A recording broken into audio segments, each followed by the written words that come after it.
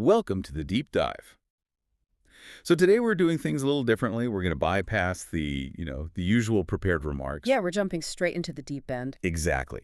Straight into the Q&A session from Block's Q3 2025 earnings call.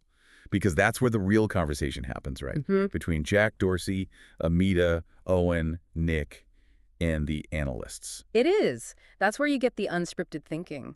And our mission today is to really pull out those core insights for you. I mean, what's actually driving their growth? Where are they building their competitive moats? And how are those big bets on things like AI and credit really starting to pay off? We've identified 4 key themes.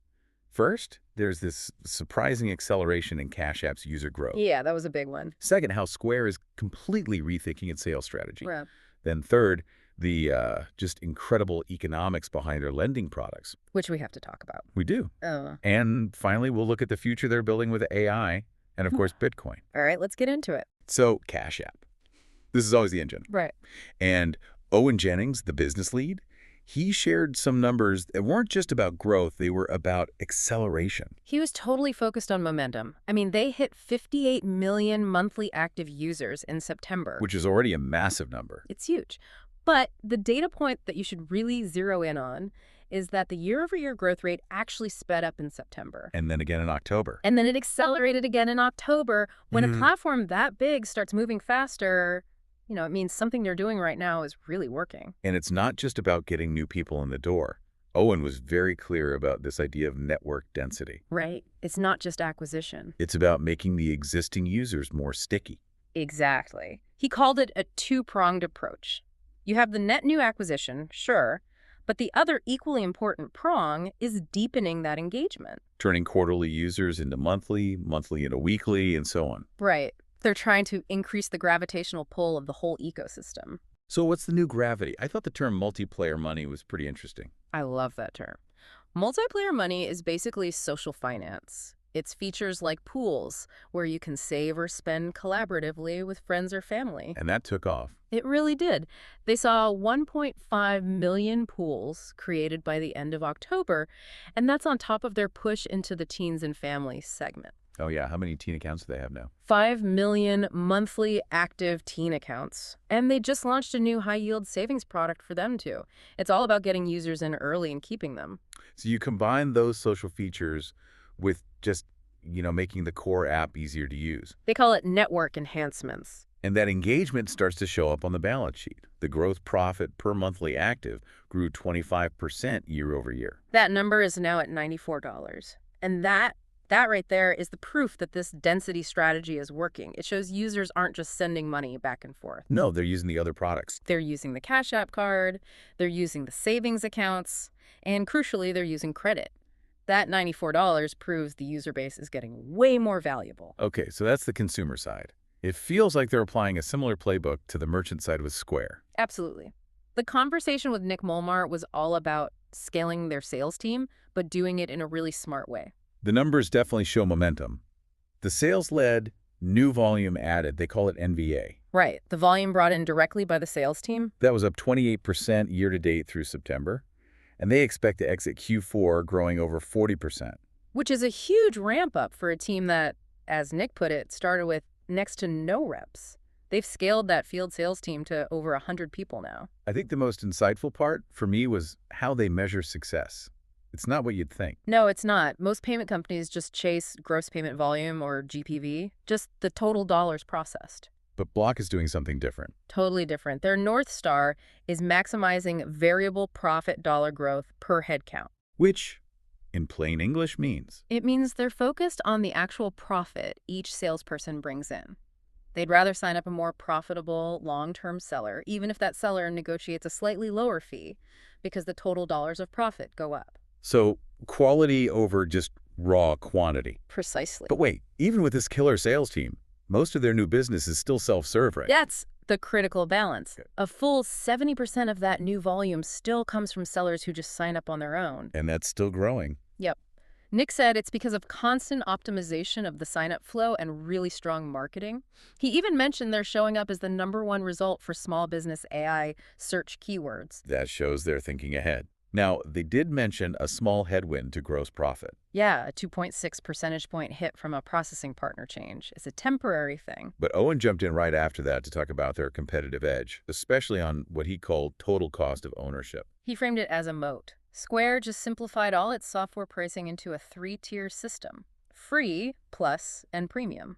And the idea is that they bundle more stuff in. Exactly. They include features like loyalty programs, marketing tools, team management, things that competitors often charge you extra for. So your total cost is actually lower. And that's helping them win business back. He said they're seeing meaningful winbacks from rivals, so the strategy seems to be working. Okay, let's shift to credit.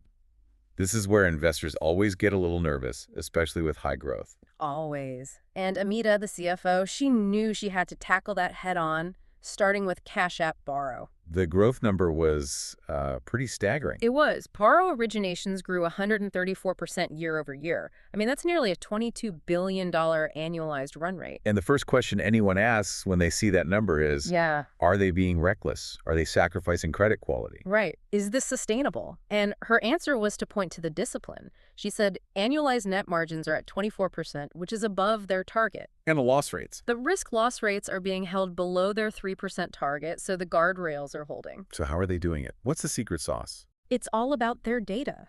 They have this proprietary asset called the Cash App Credit Score.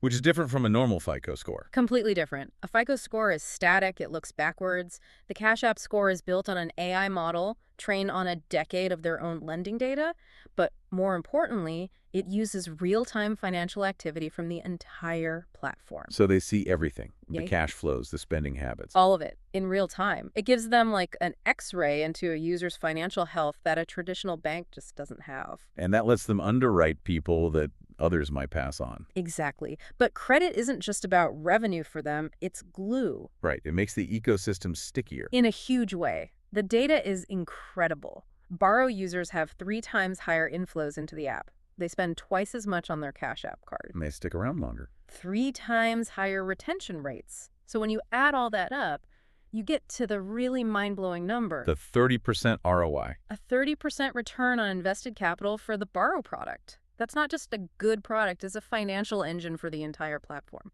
And it sounds like their buy now, pay later product is on a similar track. It is. Post-purchase BNPL hit a $3 billion annualized run rate. And Amita said it's scaling even faster than Borrow did in its early days. Wow. Okay, so let's look to the future. The big strategic bets. AI, banking, and Bitcoin. Jack Dorsey took the lead on AI, and he sees it 2 ways. A way to cut costs through automation and a massive new engine for growth. He gave that internal example, the tool called Goose. Yeah, Goose. Yeah. It started out just automating engineering tests, but now he says it's used by almost every single role in the company to speed things up. It's their own internal proof of concept. And the external vision is even bigger. It's huge. The goal is to build a virtual COO, a chief operating officer for Square sellers to help them run their business, And a virtual CFO for Cash App users. a virtual chief financial officer to help them save and build wealth. And the advantage they have, again, comes back to the data. It's what he calls the living data advantage. The AI models are trained on their own real-time data from millions of users and sellers. This means the AI can be proactive. So instead of you having to look for something, It comes to you. It might recommend a new loyalty program to a seller if it sees their customer retention dipping, or suggest a consumer move some idle cash into a high-yield savings account. It's about automating smart decisions. and what about getting people to use Cash App as their main bank? More acceleration there, too. Owen reported they hit 8.7 million primary banking actives in October. That's a lot of net new ads in just a month. 400,000 in a month, pushing the year-over-year growth to 20%. And he also mentioned they're sort of evolving their definition of primary banking to reflect how people earn money today, not just through a traditional paycheck. Makes sense. Okay, and a quick word on Bitcoin. Yeah, Jack confirmed that fully integrated Bitcoin payments are launching soon for all Square sellers. Just a simple switch in the settings. And the hook for the merchant is no fees. 0 fees for the merchant to accept it. But Jack was very honest about the challenge. He said making it easy and comfortable for the buyer to pay with Bitcoin, that's the real focus right now. The tech is there, but the consumer behavior needs to catch up.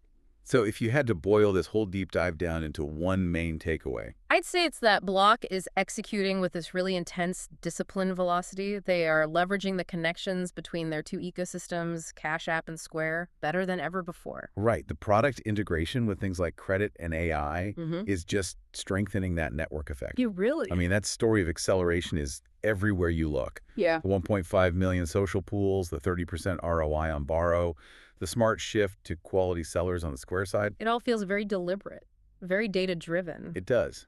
And those data advantages are hardening into real, durable, competitive moats. For sure. Which I guess leads us with a final thought for you to think about. Block is pouring all this money and effort into its virtual COO and virtual CFO AI models. All trained on their own proprietary data. Exactly.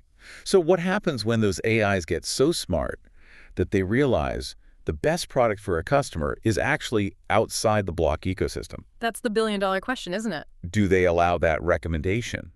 And what would that kind of transparency or, a lack of it, what would that mean for customer trust in the long run? Something to consider as we watch them build this out.